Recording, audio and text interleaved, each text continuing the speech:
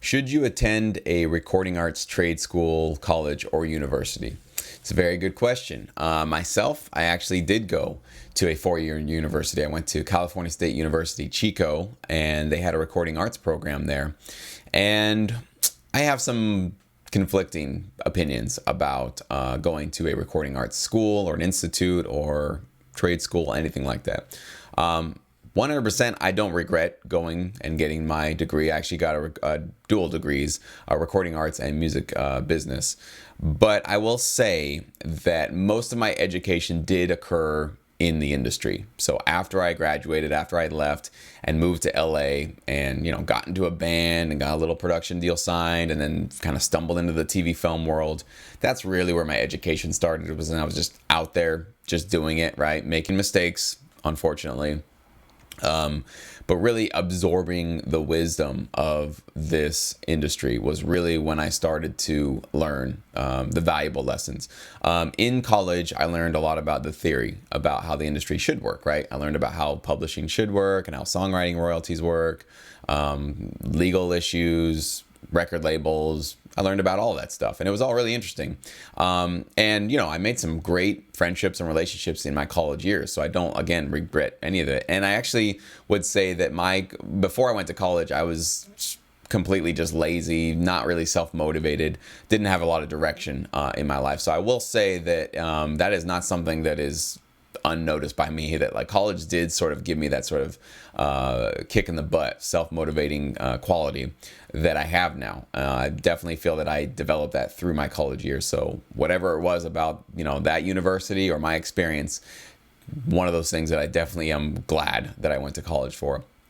But where I get conflicted on it is, it's not necessary for especially the music industry, because, ask me how many times I've been, asked for my college degree or diploma. Nobody cares. Nobody's asked me about any of that stuff. They don't care where I got my training or my degree. It's just, that's not how this industry works. Maybe under other industries and other professions, yes, people care about where you got your degree.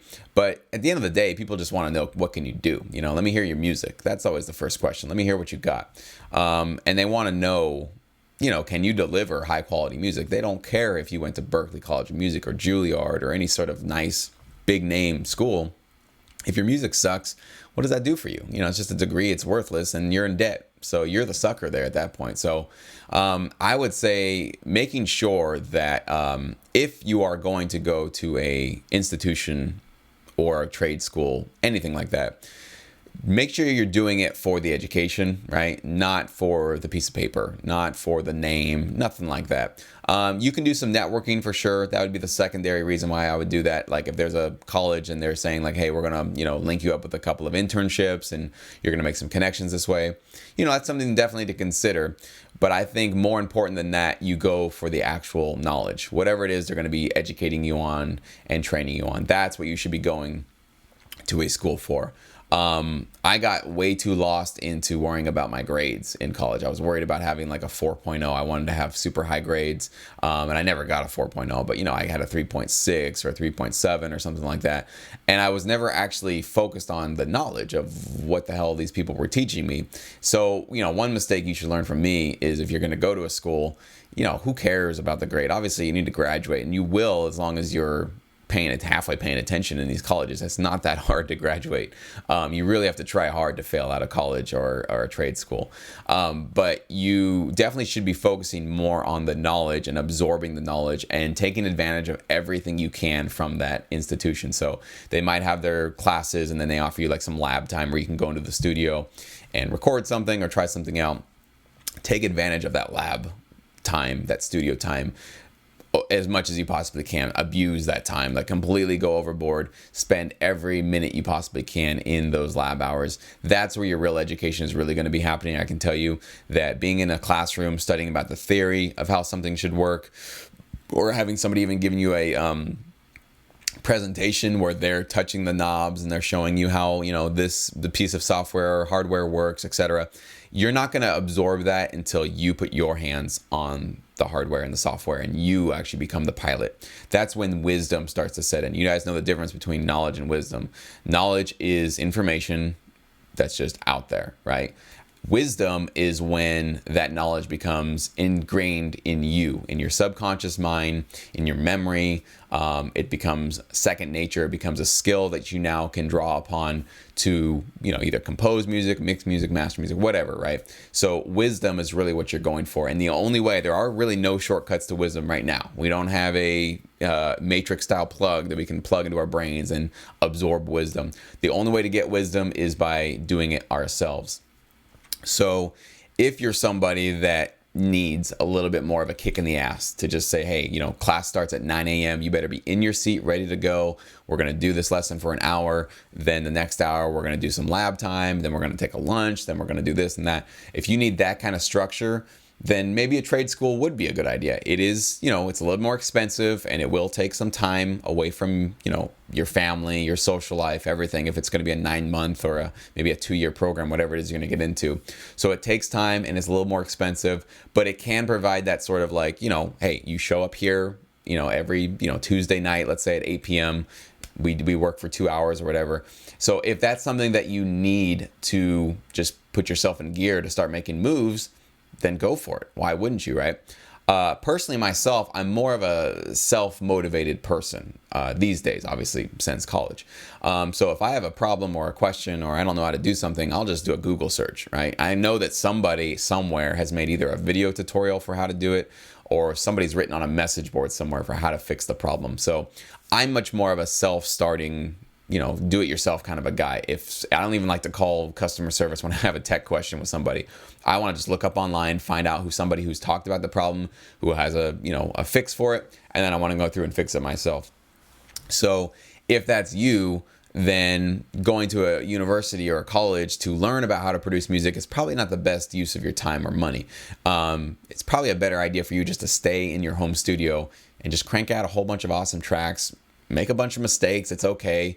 Your first couple of songs aren't going to sound that great. Or if you've been composing for a long time, but you're just now wanting to learn how to do TV film stuff, you're going to have to go through the ringer a little bit. You're going to have to try a couple of tracks and compose things in a new way to make sure that they're going to be licensable. And it's absolutely okay to basically put yourself through a little bit of a college course, right? Like give yourself a course where it's like, hey, I'm going to create a track today or this week.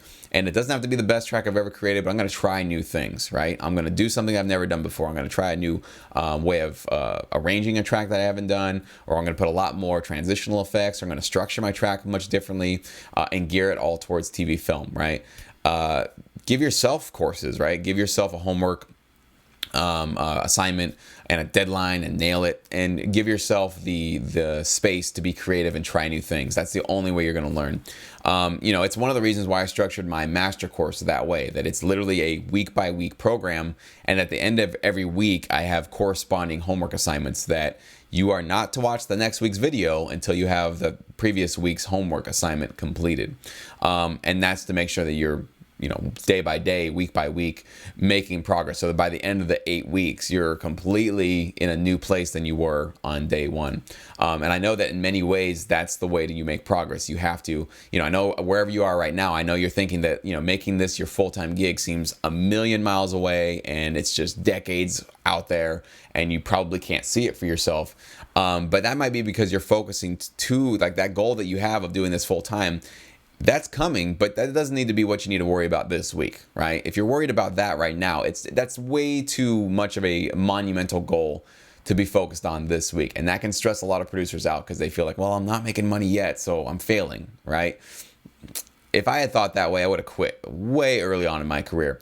The way that I didn't get into that is that I literally knew that this is a long-term plan. This is not something that's coming next week or next month or even next quarter. This is a yearly basically plan that I have. I have goals set for myself year to year. So when the royalty checks came in and they weren't as great as I thought, rather than go, see, now I'm not even anywhere close to doing this full time, rather than thinking that, because I knew that this was going to be a step-by-step process, I would just say like, well, I'm getting some feedback that I'm actually making money. And that was really cool, just to be finally making something, anything, even if it was just a couple $100. That was awesome to be able to be making just a little bit of money, which I had never done ever with my music before, let alone getting royalties from, TV shows that were being aired all throughout the US. I mean, that was still pretty cool, even though it wasn't a lot of money in the beginning. It's still was a small step towards progress. So take it step by step, week by week, and don't get ahead of yourself, right? Always take it. So whatever it is that you feel you need to improve upon now, take those steps to improve upon those things now, whether it's your mixing, your mastering, your production, whatever it is. Go for those small things you can improve now. The big goals will start to take care of themselves as you achieve these small goals, right? Those big goals won't seem so far away once you've stacked up all these tiny goals that you have achieved, okay?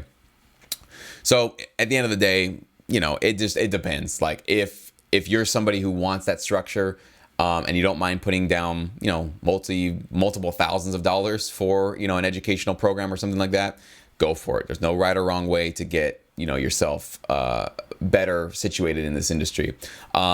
I personally think that, staying home, doing it myself, learning it myself is probably the way that I would have gone about it if I had done things over again. But again, I don't regret my college days, but I'm really glad that I was able to at least put my knowledge and information out there into the world. So if those of you that are following me and you're thinking about maybe doing something like that, well, this could be an alternative for you, because I have a program that's completely online. You don't have to leave your house. You don't have to leave your family. You can literally do this on nights, weekends, whenever you normally have some free time. And then you can sit there in your studio, crank out some awesome tracks, do the homework, and progress on with the course. So that's why I designed it. We're living in a new age where this is possible. We need to take advantage of it. So that hopefully answers that question.